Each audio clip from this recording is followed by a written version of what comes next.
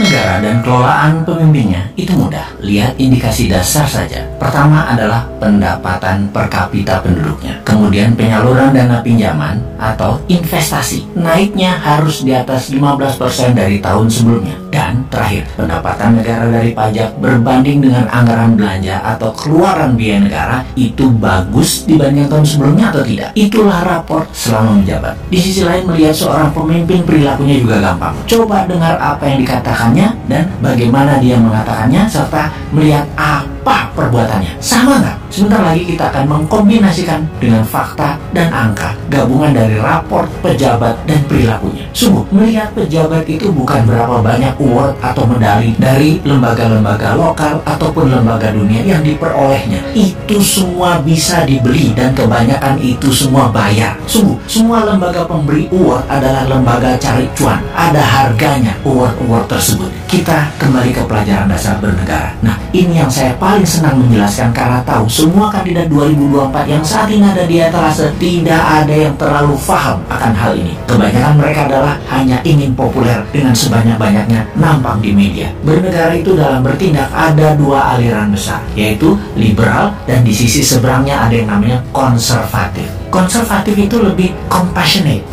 Gak tak terjemahin ya sekali gitu loh, biar pada nengok Wikipedia. Oke, kita lanjut. Sementara liberal lebih memilih safety atau security. Kaum konservatif biasanya sangat peduli dengan social safety net atau jaring pengaman sosial. Atau gini deh, kita ini kalau dikasih pelajaran, dicontohkan model pelajaran di kampus, kayaknya pada pecah semua otaknya. Kita sederhanakan menjelaskan liberal versus konservatif. Gini, kita sederhanakan. Bayangkan ada sebuah bangunan mainan di tangan Anda semacam Lego deh. Konservatif itu floornya, lantainya tebal. Itulah social safety netnya. Social safety netnya tebal. Kalau liberal lebih pro ke swasta, maka floornya tipis. Urusan kesejahteraan karyawan atau keluarga itu urusan swasta. Itu melihat lantai rumah dari sisi pandang liberal dan konservatif. Lalu dari sisi tembok pagar, liberal temboknya rendah terbuka. Kalau konservatif itu tembok pagarnya tinggi. Artinya tembok pagar rendah,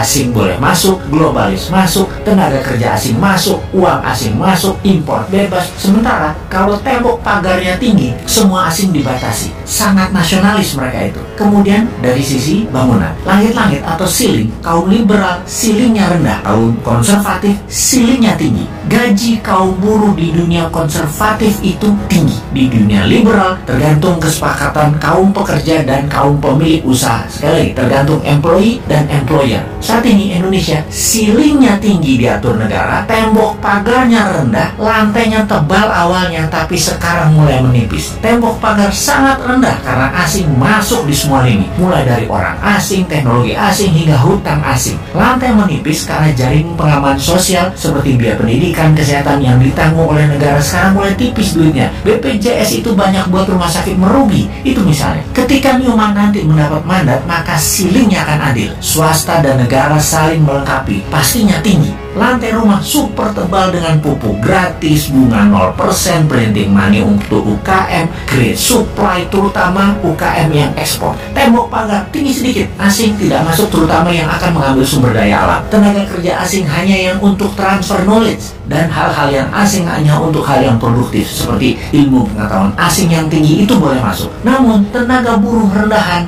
hutang konsumtif pasti tidak boleh masuk. Tembok pagar tinggi sedikit, simbol nasionalis yang tinggi. Jadi kembali ke pelajaran liberal konservatif, kita bisa tahu bahwa yang membuat saat ini dikatakan kita tidak berdaulat karena lantainya tipis, tembok pagarnya rendah, ceiling agak tinggi dan tidak terlalu adil. Ubah yuk ke new mind. UKM berdaulat, rakyat diberi rumah dengan lantai tebal, tembok pagar agak tinggi, ceiling agak tinggi dan adil. Itulah redistribusi kemakmuran ala new mind.